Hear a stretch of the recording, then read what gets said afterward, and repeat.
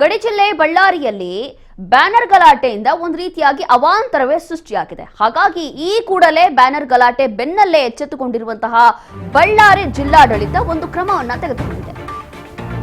ಎಲ್ಲೆಂದರಲ್ಲಿ ಬ್ಯಾನರ್ ಹಾಕೋರಿಗೆ ಜಿಲ್ಲಾಡಳಿತ ಇದೀಗ ಬಿಸಿ ಮುಟ್ಟಿಸ್ತಾ ಇದೆ. ಪಾಲಿಕೆ ಪರ್ಮಿಷನ್ ಇಲ್ಲದೆ ಬ್ಯಾನರ್ ಹಾಕಲು ಇಲ್ಲಿ ಇದೀಗ ನಿಷೇಧ ಹೇರಿಸಲಾಗಿದೆ. ಜನಾರ್ದನ್ ರೆಡ್ಡಿ ಮನೆ ಮುಂಭಾಗದಲ್ಲಿ ಬ್ಯಾನರ್ ಹಾಕುವ ವಿಚಾರಕ್ಕೆ ಜಗಳ ನಡೆದಿತ್ತು. ಹಾಗಾಗಿ ಇದೀಗ ಮನಸೋ ಇಚ್ಛೆ ಎಲ್ಲೆಂದರಲ್ಲಿ ನೀವು ಬ್ಯಾನರ್ ಹಾಕುವ ಹಾಗಿಲ್ಲ, ಅದಕ್ಕೆ ಪರ್ಮಿಷನ್ ತಗೊಳ್ಬೇಕಾಗುತ್ತೆ ಜಿಲ್ಲಾಡಳಿತದಿಂದ. ಗಡಿ ಜಿಲ್ಲೆ ಬಳ್ಳಾರಿಯಲ್ಲಿ ಬ್ಯಾನರ್ ತಂದಿರುವಂತಹ ಅವಾಂತರ ಇದು. ಬ್ಯಾನರ್ ಗಲಾಟೆ ಬೆನ್ನಲ್ಲೇ ಬಳ್ಳಾರಿ ಜಿಲ್ಲಾಡಳಿತ ಎಚ್ಚೆತ್ತುಕೊಂಡಿದೆ. ಎಲ್ಲೆಂದರಲ್ಲಿ ನೀವು ಬ್ಯಾನರ್ ಹಾಕೋ ಹಾಗಿಲ್ಲ, ಪಾಲಿಕೆ ಪರ್ಮಿಷನ್ ಇಲ್ಲದೆ ಬ್ಯಾನರ್ ಹಾಕಲು ಇದೀಗ ನಿಷೇಧವನ್ನು ಹೇರಿಸಲಾಗಿದೆ. ಜನಾರ್ದನ್ ರೆಡ್ಡಿ ಮನೆ ಮುಂಭಾಗದಲ್ಲಿ ಬ್ಯಾನರ್ ಹಾಕುವ ವಿಚಾರಕ್ಕೆ ದೊಡ್ಡ ಮಟ್ಟದಲ್ಲೇ ಜಗಳ ಆಗಿತ್ತು. 4 ಜನ ಪೊಲೀಸರು, 4 ಸಾರ್ವಜನಿಕರಿಗೂ ಕೂಡ ಗಾಯ ಆಗಿತ್ತು. ಒಬ್ಬ ಕಾರ್ಯಕರ್ತ, ಕಾಂಗ್ರೆಸ್ ಕಾರ್ಯಕರ್ತ ಮೃತಪಟ್ಟಿದ್ದ. ಹಾಗಾಗಿ ಈ ಹಿನ್ನೆಲೆ ಇದೀಗ ಬ್ಯಾನರ್ ನಿಷೇಧಕ್ಕೆ ಜಿಲ್ಲಾಡಳಿತ ಮುಂದಾಗಿದೆ.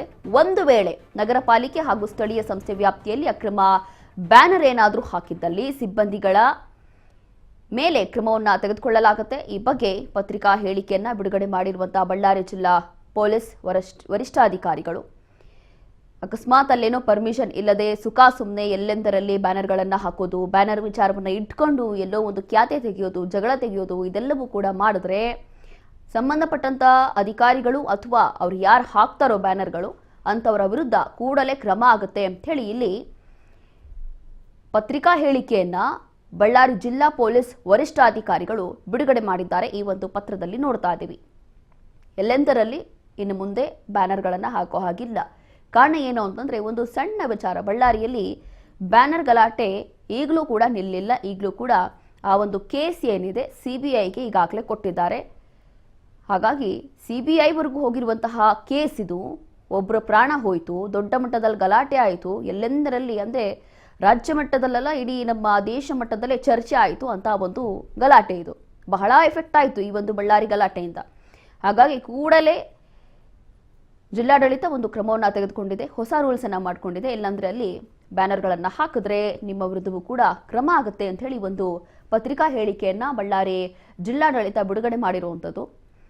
ಈ ಒಂದು ವಿಚಾರಕ್ಕೆ ಸಂಬಂಧಪಟ್ಟಂತೆ ಈಗಾಗಲೇ ಬಹಳ ದೊಡ್ಡ ಮಟ್ಟದಲ್ಲಿ ಗಲಾಟೆ ಗದ್ದಲ ಎಲ್ಲವೂ ಕೂಡ ಆಗಿದೆ. ಅದರಲ್ಲೂ ಕೂಡ ಆಲ್ಮೋಸ್ಟ್ ಇಲ್ಲಿ ಪೊಲೀಸರ ನಿರ್ಲಕ್ಷ್ಯ, ಅವರ ಲೋಪದೋಷದಿಂದಲೇ ಇಷ್ಟು ದೊಡ್ಡ ಮಟ್ಟದಲ್ಲಿ ಗಲಾಟೆ ಆಯಿತು ಅಂತೇಳಿ ಈಗಾಗಲೇ ಸಂಬಂಧಪಟ್ಟಂತ ಅಧಿಕಾರಿಗಳು, SP ಇರ್ಬೋದು ಅಥವಾ ಬೇರೆ ಬೇರೆ ಪೊಲೀಸ್ ಅಧಿಕಾರಿಗಳ ತಲೆದಂಡ ಕೂಡ ಆಗೋಗಿದೆ ಈ ಒಂದು ವಿಚಾರದಲ್ಲಿ.